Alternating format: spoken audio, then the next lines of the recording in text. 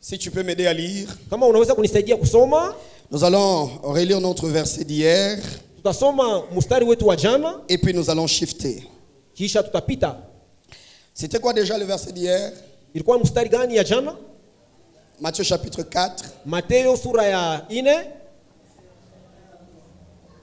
J'ai appris à l'école que celui qui répond dans la masse n'est pas intelligent. Nilifunda katika shule ya kwamba ule anajibu katika watu wengi ana na akili. Alors ce soir nous allons lire seulement le verset 3 et le verset 4. Jioni ya leo tutasoma tu mstari wa 3 mpaka 4. Est-ce que quelqu'un peut nous lire rapidement? Eti kwa mtu anaweza kutusomea? Matthieu chapitre 4, le verset 3 et 4. Mateo sura ya 4 ya 4 mstari wa 3 mpaka wa 4.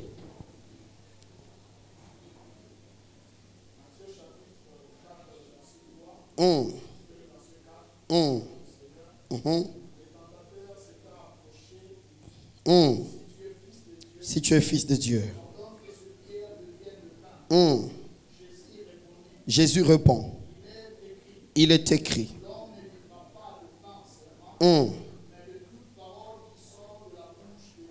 Tu acclames le Seigneur et tu reprends ta place.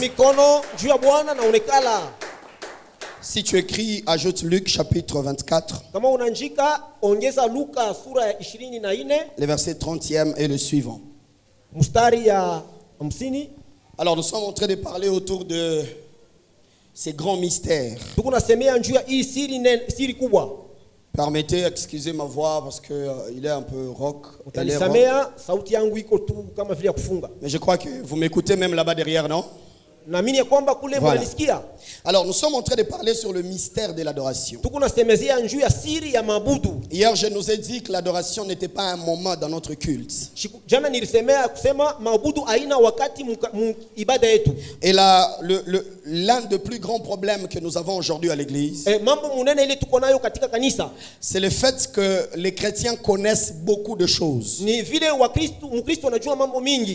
ils les connaissent de manière superficielle. Le problème, ce n'est pas que vous ne connaissez pas. Le problème, c'est que vous avez une connaissance superficielle. Et cette connaissance superficielle vient du fait que vous n'êtes pas attaché à la parole de Dieu. Alléluia. Amen. Hier, quand je suis sorti d'ici, je suis allé quelque part, il fallait que je prêche la nuit.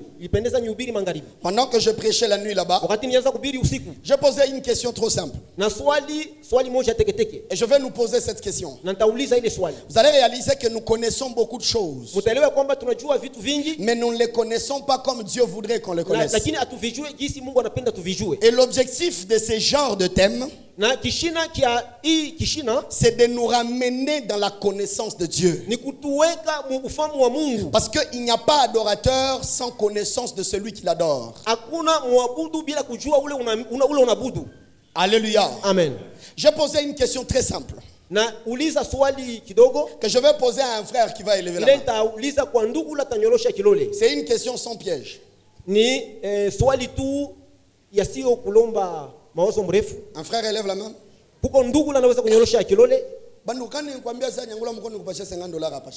Si j'avais dit levez les doigts, je te donne $50. Un frère lève la main. Que Dieu vous bénisse, papa. Vous vous appelez comment? Frère Jacques. Que Dieu vous bénisse, frère Jacques. Frère Jacques, vous êtes sauvé? Est-ce que vous êtes sauvé? Oui. Que Dieu vous bénisse. Frère Jacques, c'est quoi le salut? Je peux approcher le micro?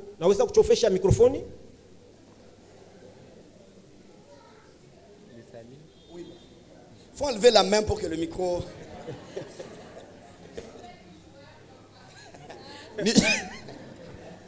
Frère Jacques, vous êtes sauvé? C'est quoi le salut?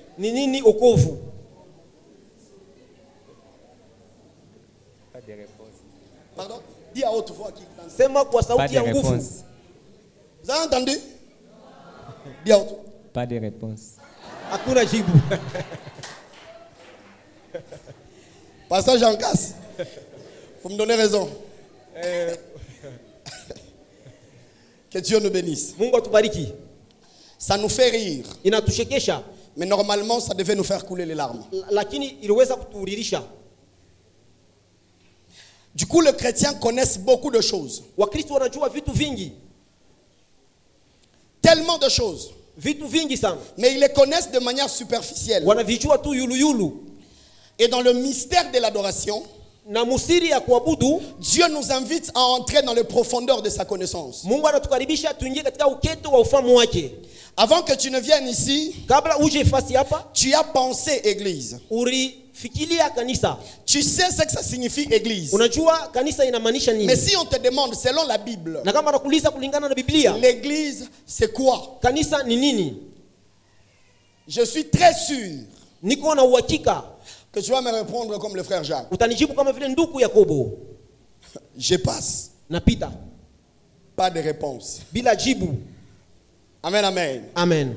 Est-ce que je bénis quelqu'un? Eti nabariki mtu. Et tout ça pourquoi? Na yote ile kwa nini? Parce que lorsque nous venons à l'église, kwa sababu wakati tunafikuya kanisani, nous pensons que notre venue à l'église c'est pour satisfaire nos propres besoins. Tunazania kwamba kufika kwetu kanisani ni njoo kufurahisha mili zetu. C'est comme ça que la plupart viennent à l'église. Ni muile watu wengi wanakuja kanisani. Au lieu de regarder au cœur de Dieu, kabla baangalie moyo wa Mungu, ils regardent sa main. Banangalia vitu. Il y a beaucoup de gens lorsqu'ils viennent à l'église, na kwa watu wengi wakati wanakuwa kanisani, au lieu d'entrer dans la chambre de Dieu, kabla bengie mchumba ya wa milele, ils sont perdus à la cuisine. Wanapotea mpishi. Parce que nous sommes de ceux qui aiment ce que Dieu donne. Tuko kubale banapenda kile Mungu konaleta. Mais nous n'aimons pas le Dieu qui donne. Atupendake ule Mungu konaleta. Je prie ce soir au nom de Jésus. Naomba magharibi leo mjina la Yesu Kristo. Que la lumière de Dieu vienne dans ton esprit. Nuru ya Yesu Kristo iwe mu moyo wako. Je répète encore, je prie au nom de Jésus. Naomba mjina la Yesu. Que la lumière de Dieu vienne dans ton esprit. Iwe mu moyo wako. Il y a deux choses que tout chrétien doit faire. Vitu viwili vile Mkristo anapenda. Il y a deux ministères, c'est pour tous les chrétiens, ce n'est pas pour nous les pasteurs. Ni ya watu wote, haina paka si wachungaji. La première des choses, c'est que tout chrétien est un évangéliste potentiel. Et la deuxième des choses, c'est que tout chrétien est un intercesseur.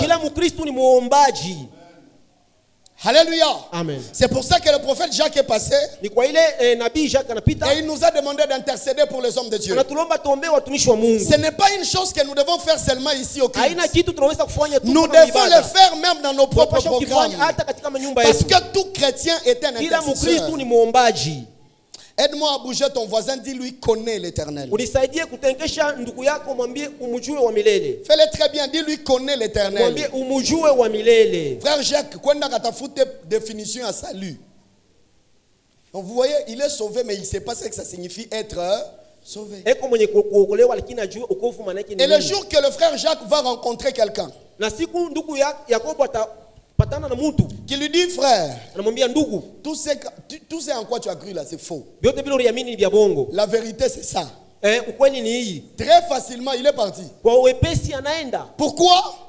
Parce qu'il est sauvé mais il n'a même pas d'assurance de son propre salut. Et il n'y a pas d'adorateur sans connaissance de celui qu'on adore.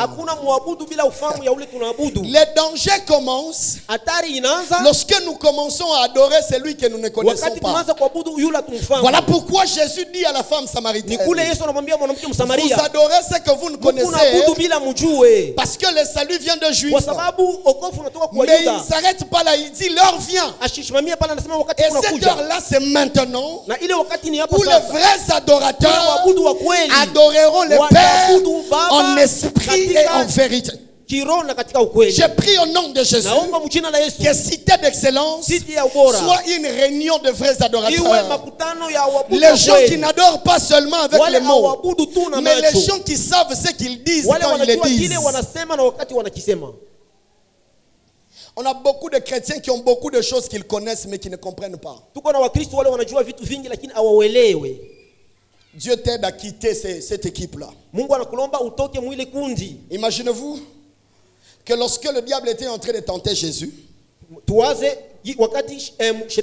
Jésus ne connaissait pas l'écriture. Qu'est-ce qui devait arriver? Il devait tomber.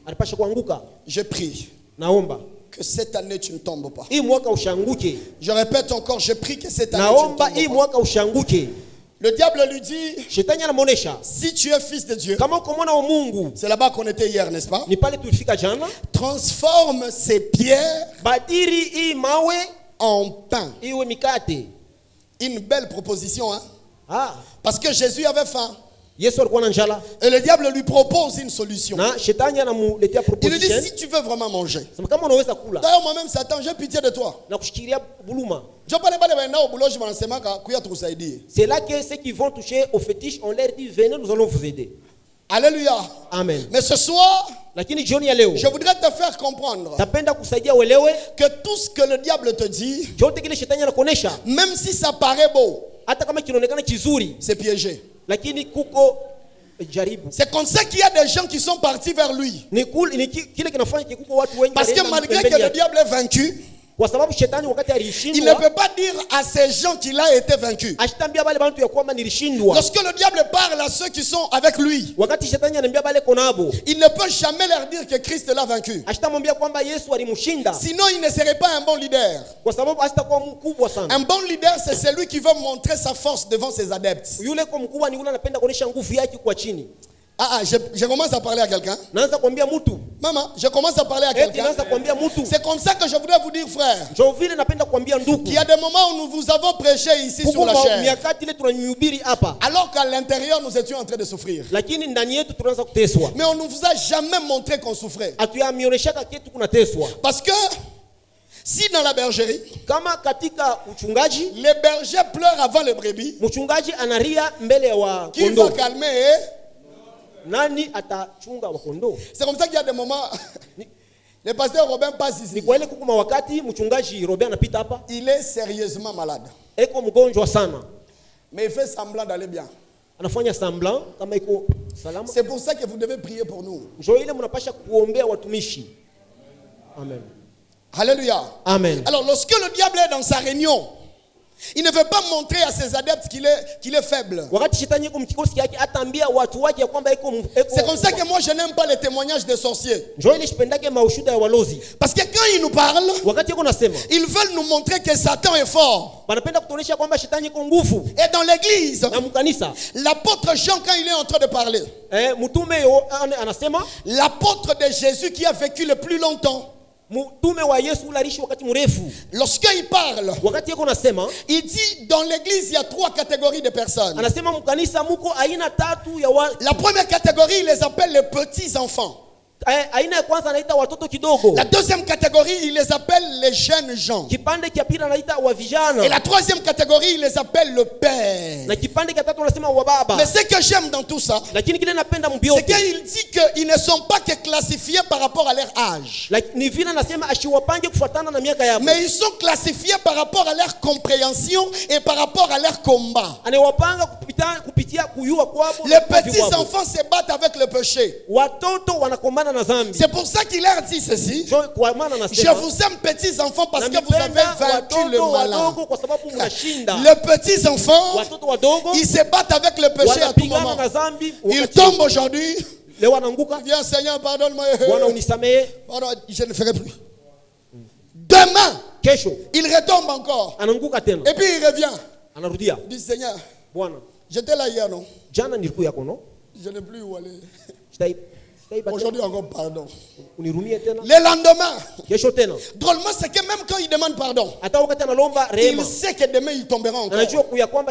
Je déclare sur toi que Dieu te délivre de ces choses. Vous êtes trop froid. Je disais que Dieu te délivre de ces choses. Que Dieu te sort des comportements de petits enfants. Les jeunes gens, et ils ne se battent plus avec le péché, mais ils se battent avec le diable. Et ils sont spécialistes en démonologie. Et il faut l'écouter parler. Tu auras tendance que Satan est très fort. Quand il te prêche, Wakati anakubiri, c'est comme qui dirait, ni kama vile il te parle pour te faire peur. Anakuambia njoo kushikilisha boka. Bien-aimé, mpendwa, ne faisons pas peur au peuple de Dieu. Tushilete boka kwa Jésus a déjà vaincu pour Yesu eux. asha kumshinda. Ne les terrorisons pas. Tushi terroriser. Frère, même si le diable devient 1000 fois diable, hata kama shetani anakuwa 1000 fois diable, il ne te fera rien. Kintu. Et la troisième catégorie, c'est celle que j'aime. Ce sont le père. En fait, quand il dit le père, il n'est pas en train de parler de papa. Parce que dans la spiritualité, l'âge physique ne compte pas. Il y a des gens qui ont voulu mater les autres à l'église au nom du fait qu'il est son grand frère. Tu peux être mon grand frère dans la chair, mais en esprit je suis plus costaud que toi. C'est comme ça que lorsque ton pasteur passe ici, même s'il est ton fils, au moment où l'onction tombe sur lui, il devient ton père. Eh, vous n'aimez pas ça? Alléluia. Amen. Amen, amen. Amen. Et cette bénédiction, celle-là qui la rate souvent, ce sont nos femmes. Parce que généralement, ma femme, même quand elle me voit prêcher, waouh, elle voit son mari. Un jour, l'une de mes filles est venue me voir. Elle me faisait rire, elle me disait papa. Parce que ces jours-là, c'était son mari qui prêchait. Dans son agenda, à la place des orateurs, elle avait déjà écrit chérie. C'est-à-dire qu'il est à la chair, mais il reste son mari. C'est vous qui le voyez comme un saint. Lui, il est son mari. Mais je prie que le Seigneur bénisse nos femmes avec la capacité de savoir quand est-ce que je parle comme ton mari et quand est-ce que je parle comme l'homme de Dieu. Il y a un moment je te parle comme ton mari. Il y a aussi un moment quand je te parle, ce n'est plus ton mari, maman. C'est devenu le sacrificateur.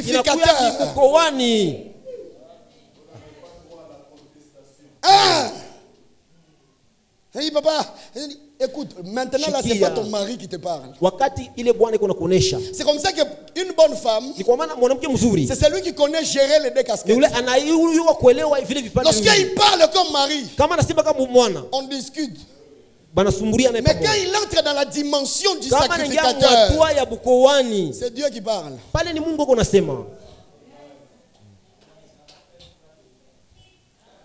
Est-ce que je bénis une femme d'un serviteur? Et toi sur la chaise, tu es en train de dire ça, on a dit à maman. Tu oublies qu'il est possible que demain on t'appelle aussi maman.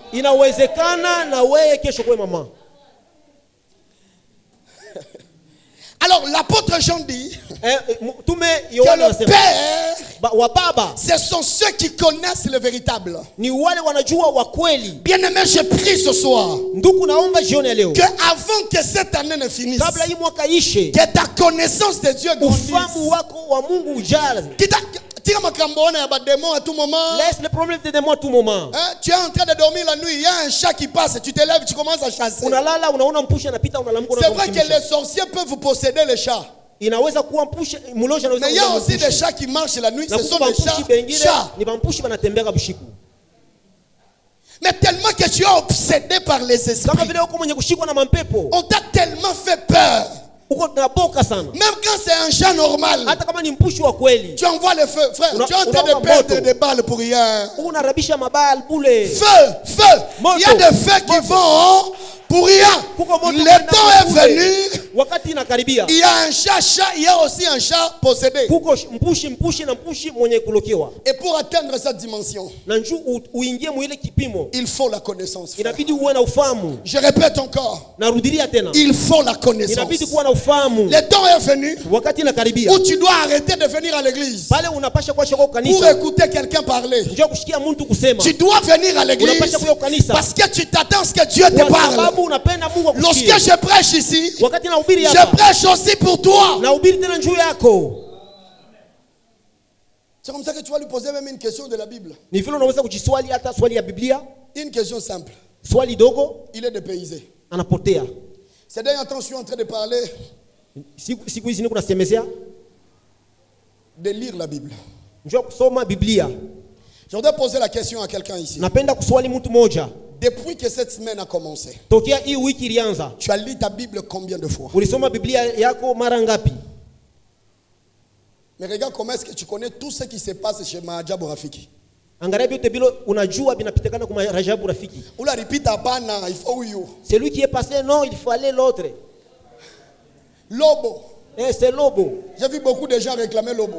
J'ai vu, unaona watu wengi wanamulomba ule Lobo. Tu connais Lobo? Unamjua Lobo? Et quand on te demande Nebuchadnezzar, tu le connais?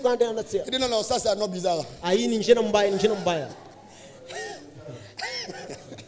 Ça peut être quelqu'un, un esprit quelque part. Naweza kuwa ni mpepo mwa fulani. Alléluia.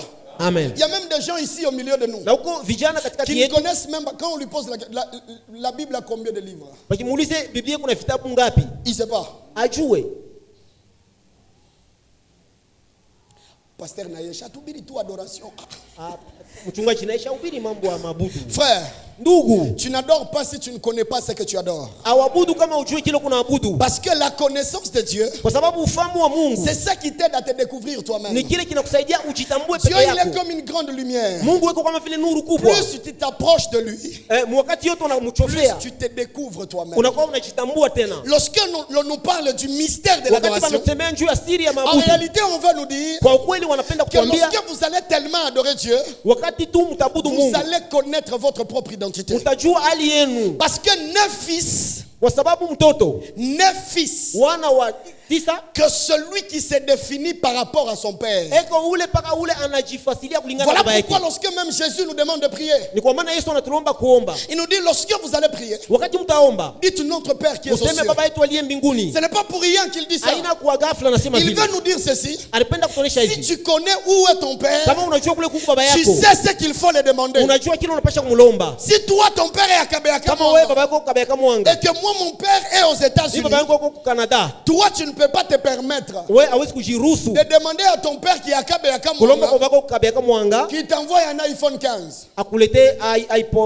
Soyons raisonnables. À Kabeakamwanga, il n'y a pas d'iPhone 15.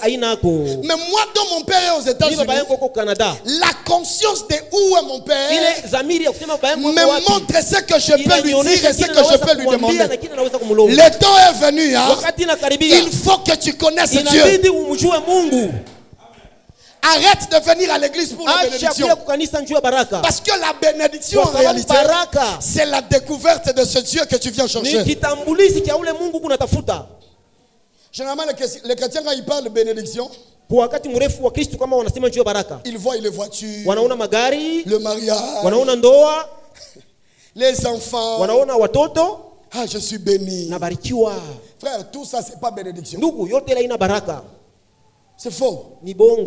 C'est comme ça qu'il y a des gens qui viennent à l'église pour chercher le mari. Écoutez, je vais remettre la pendule à l'heure. À l'église, on ne vient pas chercher le mari. Si tu as besoin d'un mari, habille-toi bien, va en route. À l'église, on ne vient pas chercher le boulot. Si tu as besoin d'un boulot, va dans les entreprises, pas ici. À l'église, on ne vient pas chercher l'argent pour le business. On ne distribue pas l'argent ici. Si tu as besoin d'argent, va à la banque. À l'église, on vient chercher Jésus. L'argent, le mariage, les contrats, les boulots, les enfants ne sont pas la raison de la bénédiction. Ce sont les conséquences de la bénédiction. Et nous venons à l'église, nous nous attachons aux conséquences. Nous oublions l'essentiel. C'est pour ça que tu nous déranges. Papa, Père, depuis que je suis venu, on ne me prend toujours pas mariage. Qui t'a dit qu'ici on distribue des maris? Qui t'a dit qu'ici on donne des maris gratuitement? D'ailleurs, si tu es venu ici pour trouver une femme ou un mari, toutes les fois qu'un homme te regardera, qu'il te voie comme un garçon. Wakati yote mwanaume atakuangalia akone kama mwanaume. Frère, toutes les filles que tu vas draguer, elles vont refuser au nom de Jésus. Amen. On ne vient pas à l'église pour ces choses. Et lorsque quelqu'un vient pour un mariage, le jour qu'il se marie, il ne vient plus à l'église. Parce que la raison pour laquelle il était venu, il vient de la voir. Vous voulez le voir ici encore pour... Il ne viendra pas. C'est que la personne cherchait est déjà trouvée. Robe de gloire. Qui vous a dit que vos robes de mariage sont des robes de gloire? C'est pas ça que maman Laure Mbongo a chanté. C'est faux. Toi, tu as déjà vu la robe de gloire, on l'amène au pressing pour le laver. C'est pas la robe de gloire, maman. Certes, le mariage peut être la manifestation de la gloire. Mais le mariage n'est pas la gloire.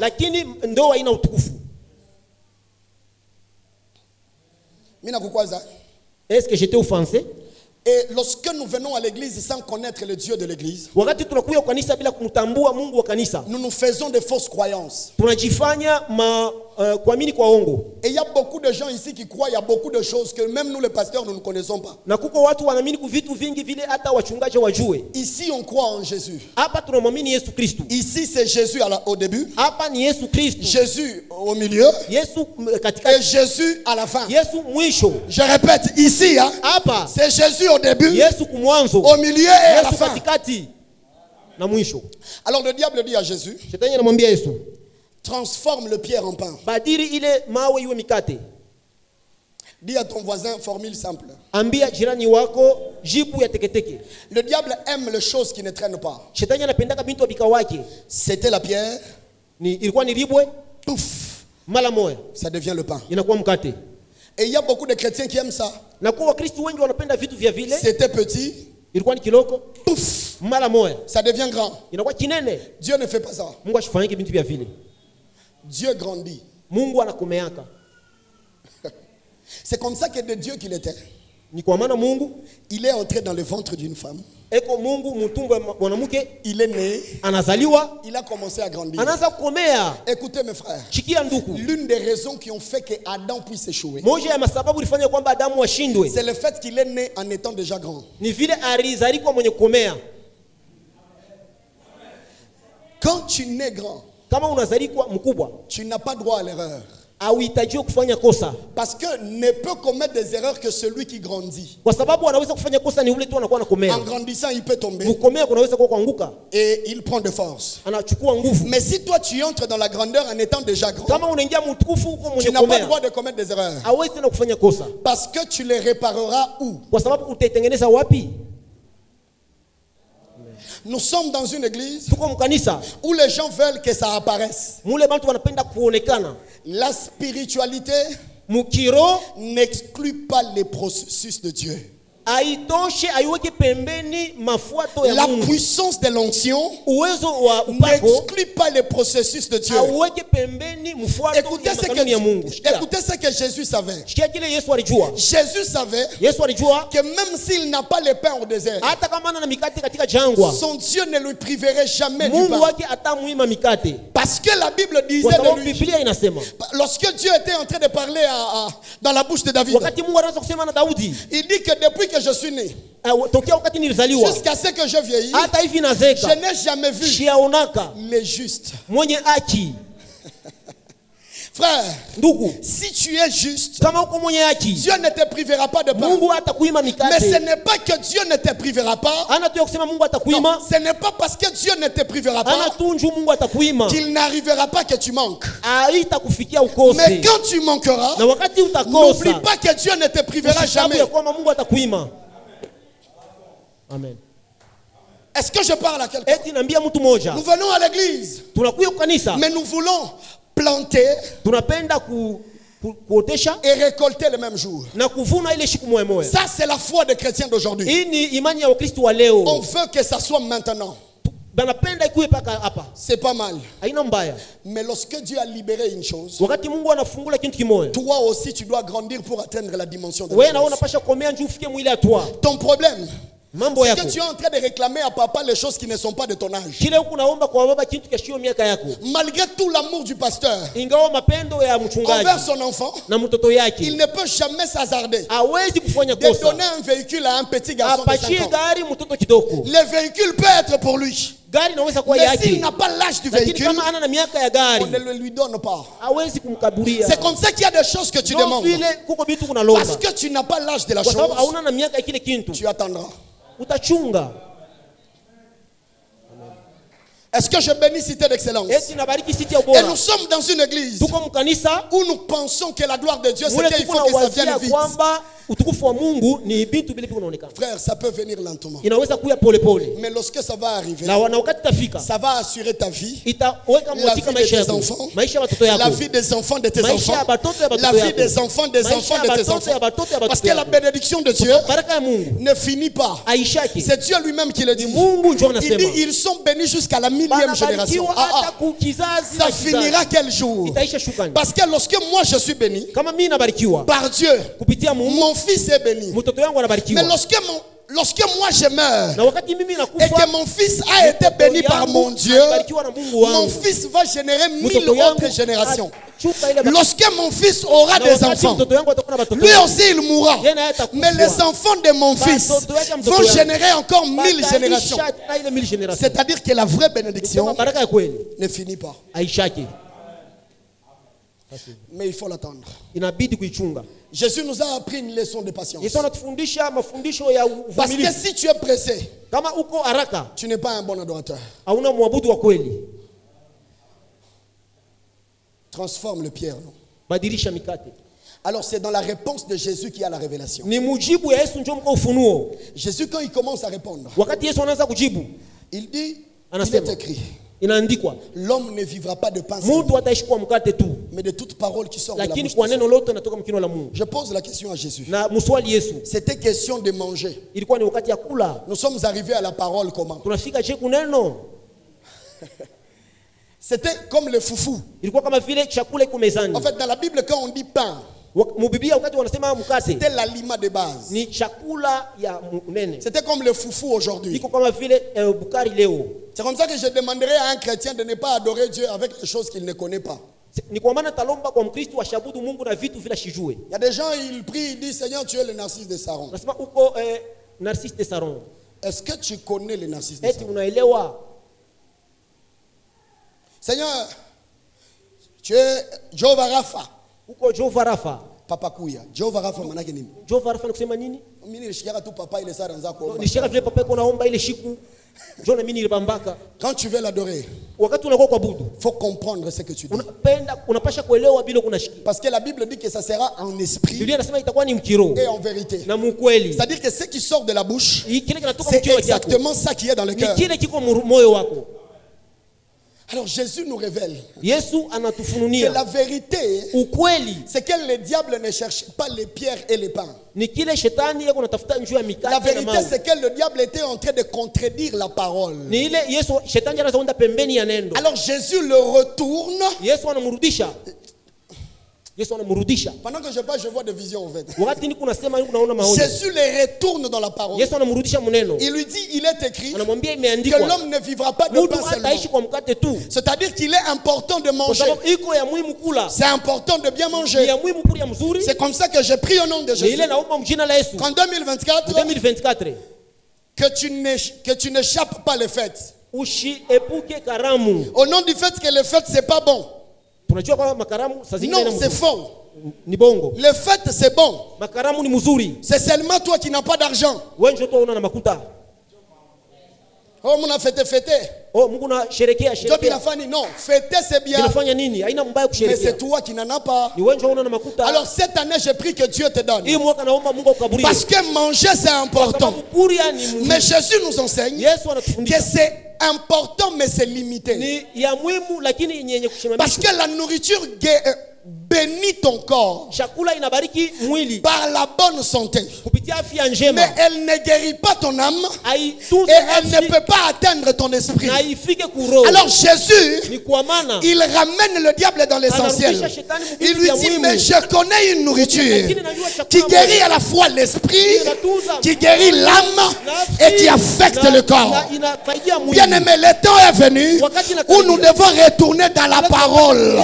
Parce que la parole, elle guérit l'esprit, elle guérit l'âme et elle guérit le corps. Inatunza mwili. Amen. Ça c'est vrai. Le foufou ne peut pas faire ça. Bukari hawezi kutunza vyote vile. Il n'y a que la parole Iko tu neno. qui peut faire ça. Ni ile naweza kufanya vile. Et je prie ce soir Na naomba jioni ya leo. que Dieu te retourne dans sa parole. Wa milele kurudisha muneno. Parce que lorsque tu connais la parole, Wakati unajua neno, alors tu commences à devenir adorateur. unaweza kuya muabudu. Est-ce que je bénis quelqu'un? Eti nabariki mtu moja. Maintenant, regardez la malice du diable. Angalia sana bukalamushi wa shetani. C'est que quand il disait à Jésus, Wakati anaanza kumwambia Yesu, transforme la pierre en pain. badirisha hii ribo hiyo mkate. En réalité, qu'est-ce qu'il voulait? Kwa kweli alipenda kuamanisha nini? La pierre ressemble au pain, Ribo inafanana na mkate mais par rapport à sa forme. kulingana na mfano wake. Quelqu'un a compris? Esti mtu anaelewa. La pierre peut avoir la forme d'un pain, Ribo linaweza kuwa na mfano wa mkate. mais la pierre n'a pas le fond d'un pain. Lakini ribo alina na biandani ya mkate. Et qu'est-ce que le diable cherchait? Nini shetani anaanza Le kutafuta? diable était en train de chercher Shetani anaanza kutafuta de rapprocher la mauvaise parole kukaribisha msemo mbaya aux côtés de la bonne parole karibu na msemo mzuri pour créer la juu confusion. ya kuleta uvurusha. Je suis avec quelqu'un? Niko pamoja na mtu Parce mmoja que kwa sababu la pierre, ribwe c'est la mauvaise parole. ni neno mbaya, Mais le pain, lakini c'est la mkate bonne parole. ni neno mzuri. Parce que le pain dans la Bible, Mkate mu signifie Biblia la parole. inamaanisha neno. c'est pas moi qui le dis, c'est Haina mie Jésus. nasema ni Yesu Il dit anasema. de quel de vous tous ici, Na katikati ya sisi wote, lorsque son fils lui demandera le pain, nani ule mtoto wake il va lui donner une pierre. anamuletea ribwe. C'est-à-dire que parce que la pierre ressemble au pain, Sema il ribwe y a inafanana na certaines mkate. personnes qui donnent la pierre à la place du pain. C'est comme ça qu'il y a des prédications qui ressemblent à la parole, mais en réalité qui ne sont pas la parole. Et ce sont les prédications que nous avons aujourd'hui. Des prédications qui ont la forme de Jésus, mais qui n'ont pas le fond de Jésus. Alors que notre Père nous avait dit que lorsque vous aurez besoin de la parole, je vous donnerai la vraie parole. Je déclare au nom de Jésus que cette sémence n'entrera pas ici. La sémence de donner le pain à la place de la véritable parole. Et il y en a plusieurs frères qui donnent la pierre à la place du pain. Parce qu'en réalité, le pain ressemble à la pierre. Mais ce soir, je voudrais te rassurer qu'à la cité d'excellence, tu bouffes la parole. Tu ne comprends pas. Tu sais pourquoi tu ne comprends pas? C'est parce que tu ne sais pas qu'il y a des gens qui se réunissent comme nous. Il y a une chair comme la nôtre. Mais lorsque quelqu'un passe devant, tout ce qu'il dit est tout sauf la parole.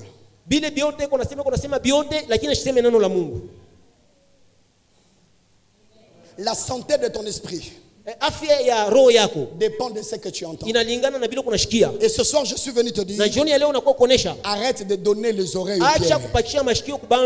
Parce que lorsqu'il te donne la pierre, le résultat c'est quoi? C'est que tu deviens constipé spirituellement. C'est comme ça qu'il y a des gens, ils connaissent tellement de choses, et ces histoires-là, c'est tout sauf l'évangile. Un moment, tu as envie de lui dire, papa, c'est quoi qui se passe dans ta tête?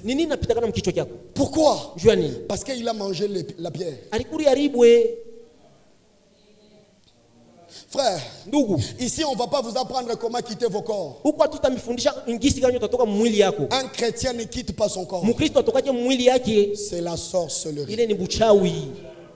Ici, on ne va pas vous apprendre à vous dédoubler. Un chrétien ne se dédouble pas. C'est Dieu qui les ravit et qui l'amène pour une mission bien donnée. Ici, on ne va pas vous dire non, tu peux rester chez toi et à la fois être en ville pour faire.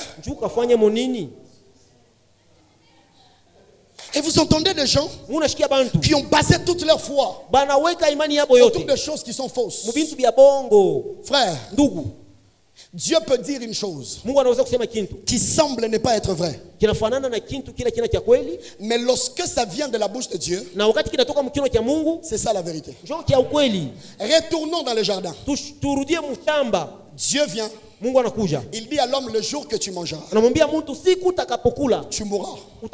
Le diable vient. Il lui dit, en réalité, tu ne mourras pas. Si tu manges, tu vas devenir comme lui. La Bible dit d'ailleurs que le diable fait une promesse qui s'accomplit à l'instant.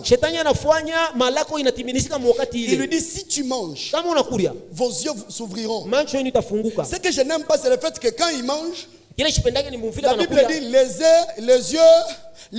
yeux font quoi? Mais ce que je réalise, c'est qu'ils ne sont pas morts. Dieu, reviens. Tu as dit s'ils mangent, ils vont mourir. Ils ont mangé. Mais Satan vient de prophétiser ici. Il a dit s'ils mangent, leurs yeux s'ouvriront. À peine il vient de prophétiser. Précision chirurgicale.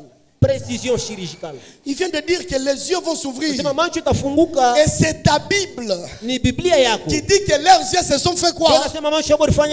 Entre Dieu et le diable, qui est crédible? Si tu regardes avec les yeux des hommes, tu dirais mieux vaut Satan que Dieu. Mais si tu regardes avec les yeux de l'esprit, si tu vois avec les yeux de la révélation, tu sauras que le diable a menti et c'est Dieu qui a dit la vérité. Bien aimé, je voudrais vous donner la définition de la vérité. La vérité, c'est tout ce qui vient de la bouche de Dieu. Si ce n'est pas Dieu qui a dit, même si ça se vérifie, c'est faux. Je parle à quelqu'un. Le diable a dit vos yeux. Et puis leurs yeux se sont vérifiables, non? C'est-à-dire que le diable a dit ça va s'ouvrir. Et voilà que ça vient de faire quoi? Entre Dieu et Satan. Qui a dit vrai? Ce n'est pas parce que c'est vérifiable que c'est vrai. Parce que ça peut être vérifiable, mais ça reste faux. Amen. La vérité, c'est quoi? C'est que les yeux qui s'ouvrent s'ouvrent pour voir tout ce qui est mal.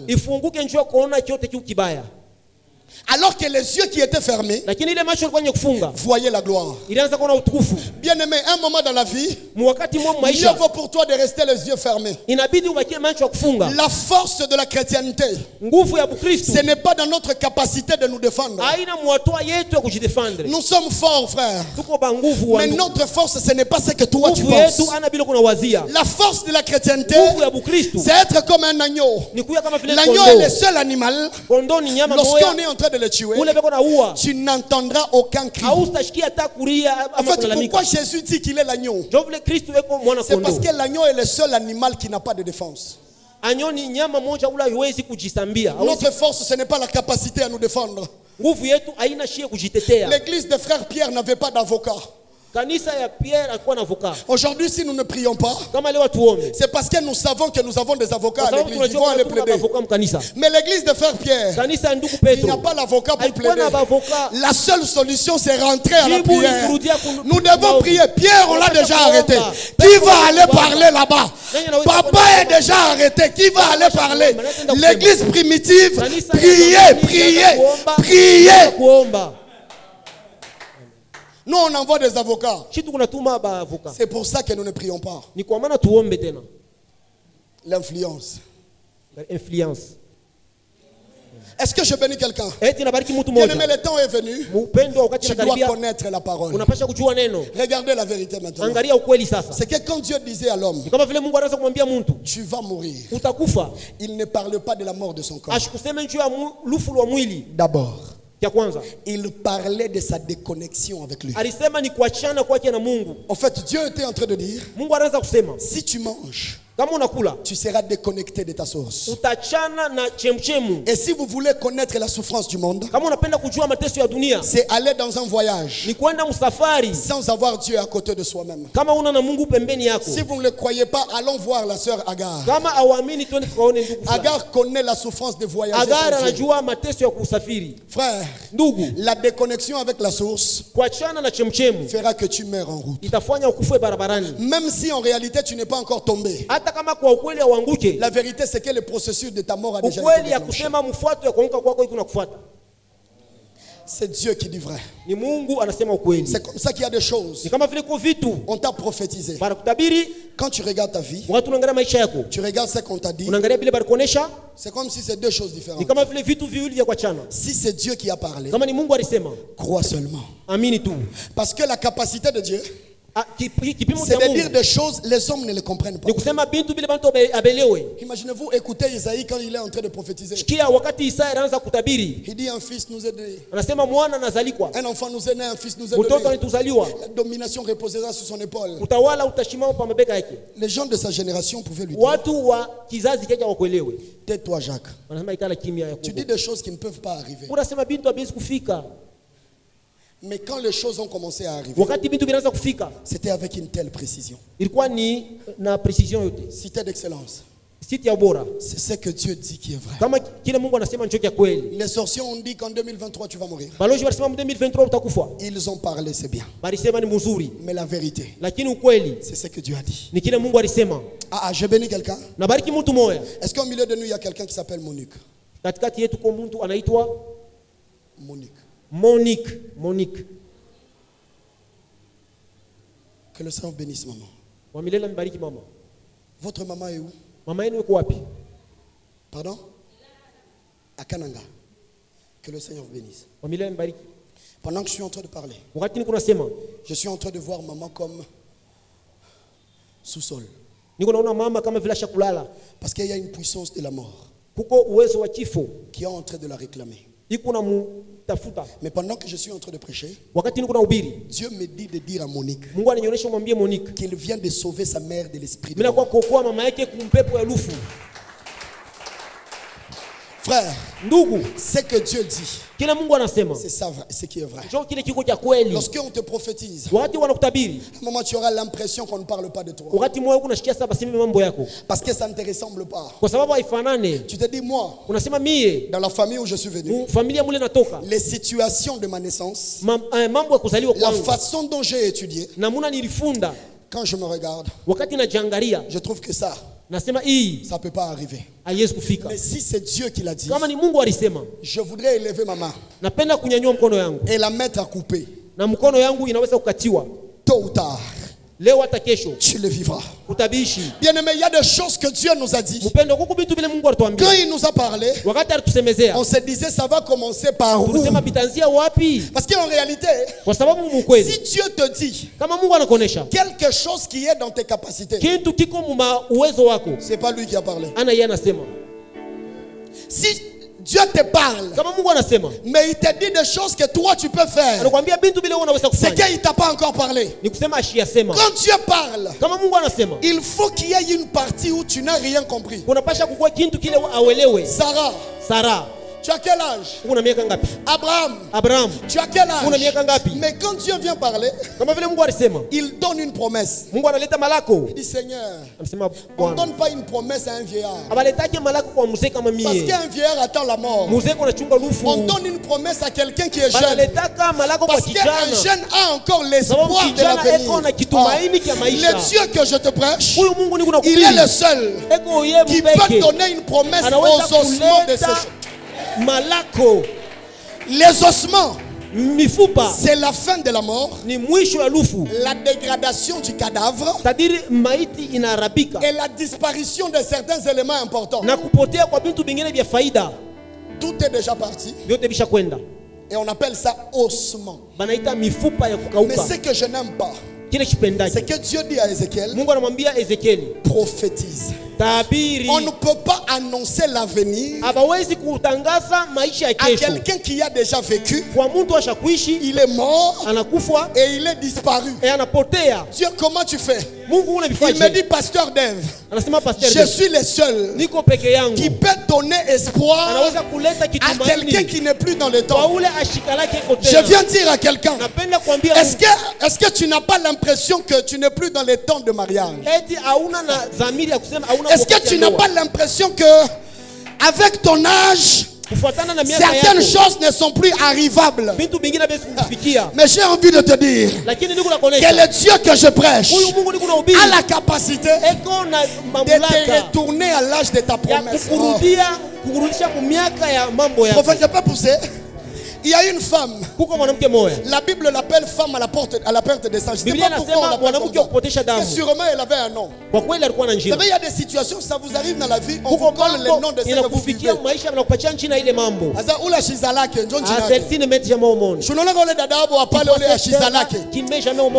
Ne t'inquiète pas. Attends le temps de Dieu. Cette femme, elle a commencé à souffrir depuis 12 ans. C'est ça que la Bible dit. Regardez votre Bible. La Bible ne dit pas elle a souffert pendant. Non. La Bible dit elle a souffert depuis. Lino. Et en français, depuis ça marque le début. Papa Jean Casse, cette femme a commencé à couler le sang à l'âge de 12 ans. Mais la Bible, quand elle parle d'elle, elle l'appelle femme. C'est-à-dire qu'elle coulait le sang depuis son enfance. Et elle a grandi avec son mal. Et la Bible, quand elle l'appelle femme, c'est-à-dire que c'était déjà une personne mature. Parce que la Bible dit qu'elle avait des choses qu'elle pouvait vendre. C'est-à-dire que ce n'était plus un enfant. Mais lorsqu'elle est venue toucher à la connaissance, tout ce que j'aime, c'est que personne ne lui a dit que sur le pont de la robe, il y avait quelque chose là-bas. Bien aimé, tout le monde venait. Jésus impose-moi la main. Mais la révélation fera à ce que lorsque tout le monde vienne chez papa pour être béni, toi tu vas aller payer une veste. Il dit papa, oh yo ya yo. Et les chrétiens, nous sommes habitués à ça.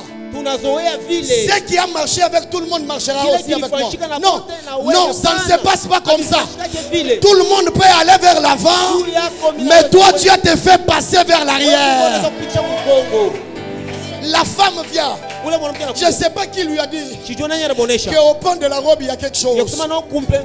D'ailleurs c'était une femme. Elle n'était pas forte parce qu'elle était malade. Mais ce que j'aime, c'est qu'elle a réussi à séparer la femme. Frère, il y a des choses qui ne viennent en toi que lorsqu'il est temps. Pasteur Dave, je vais prêcher comme toi. Tu sais, j'ai fait combien d'années pour prêcher comme je prêche? Viens alors, viens. Aide ton serviteur à prêcher comme moi. Amen. Amen. Demain tu vas prêcher. Faut utapika kinkondo kimoya. Utapika pembeni. Yesu anaita ba malaika mukemo. Christ appelle les anges. Alléluia. Amen. Il y a certaines choses qui arrivent que lorsque c'est le temps de Dieu. Elle était malade. Mais lorsque le temps de son miracle est venu, il y a comme une force qui est venue. Je déclare au nom de Jésus que 2024 soit ton temps. Et que la force qui doit être donnée te soit donnée au nom de... La femme arrive. Elle touche le pan. Elle-même dit que le sang, quoi? Même quand elle était en train de venir, ça continue à couler. J'ai envie de dire à quelqu'un, n'arrête pas de venir à l'église parce que le sang coule. Viens avec ton sang coulant. Il y a des gens ici, pourquoi tu n'es pas venu? Papa, j'étais malade. Et comment tu fais pour être malade et éviter l'hôpital? Je déclare que tout celui qui est malade ici reçoive les rafraîchissements de l'esprit et qu'il reçoive sa guérison au nom de Jésus. Quand elle touche le pan de la robe, la Bible dit son mal s'arrête. Jésus se retourne. Il dit, qui m'a touché ici? Pierre lui dit, on est nombreux ici. Les gens te touchent à tout moment. Comment qui t'a touché? On a fait les membres de les chics. Qui je suis? C'est quand même bizarre que quelqu'un que tu sais, tu connais qui s'appelle Jacques. Et puis il vient, il te demande, que dit-on que je suis? Papa, tu es Jacques, non? Si tu vas te toucher, yes. Non, tu nous cherches avec des problèmes. Pierre lui dit non. Aujourd'hui non. Nous sommes très nombreux. Tous nous te touchons. Mais Jésus savait que cette main qui m'a touché, c'était une main de foi. Lorsque la foi touche la grâce, les miracles s'opèrent. Bien aimé, Jésus se retourne. Ce que j'aime, c'est que Jésus le voit femme, mais il appelle ma fille. Demande-moi pourquoi. Parce qu'en réalité, lorsque la restauration arrive, elle te prend là où tu étais. Elle te retourne à l'âge de ton problème. Je parle à quelqu'un. Lorsque la restauration arrive, elle te prend là où tu étais. Elle commence à rentrer avec toi. Je déclare ce soir qu'on va célébrer des mariages de 35 ans ici.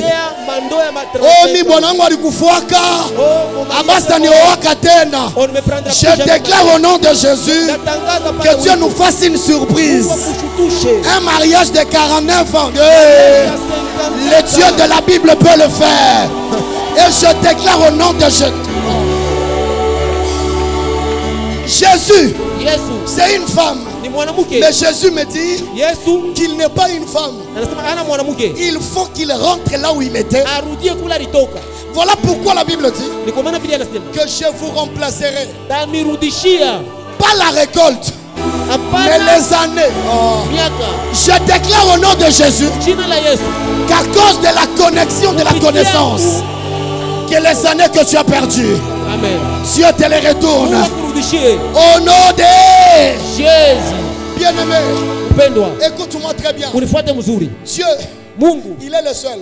Quand il fait une promesse à il dit tu auras un enfant.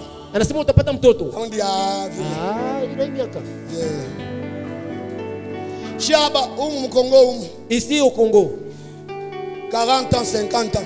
40 ans, 50 ans. On a qui bouteille qui a mis juge.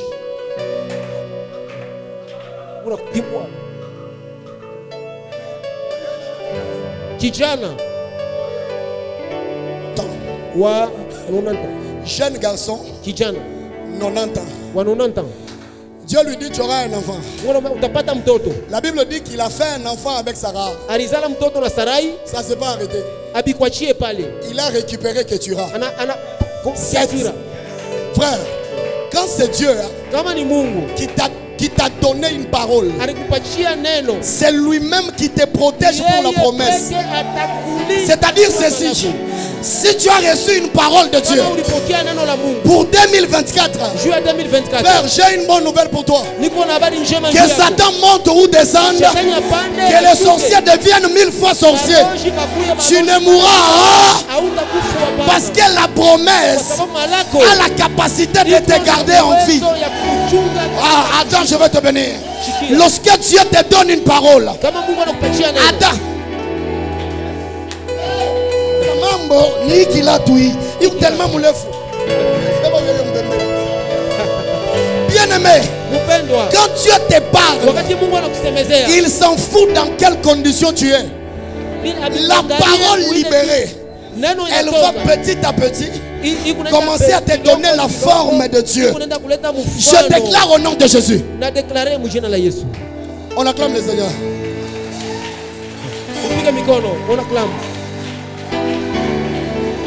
Père, bénis ton serviteur au nom de Jésus. Et je prie ce soir que les ciels restent ouverts. Parce que cette chaussure signifie les ailes de l'évangile. Que Cité d'Excellence vaille plus loin. Qu'il aille plus loin. Qu'il aille plus loin. Qu'il aille plus loin. Qu'il aille plus loin. Amen.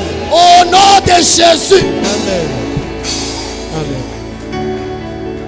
Frère, lorsque la parole de Dieu t'est donnée, elle a la capacité de te garder la force. Bouge ton voisin s'il vous plaît. Dites-lui. Adam 40 ans. Même à 40 ans. Tu peux conduire. Prophète. Abana.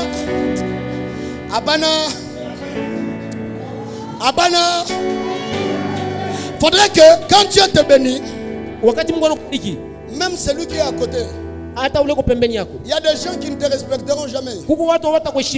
Mais ils respecteront ce que Dieu fera avec toi. Je m'en fous, ne me respecte pas. Mais ce que Dieu a fait, tu es obligé de t'incliner. Je déclare au nom de Jésus, même s'ils sont de ta famille, en 2024, à cause de ces mystères, que Dieu t'introduise dans ta saison. Si tu le crois, reçois-le en acclamant fortement la gloire de Dieu.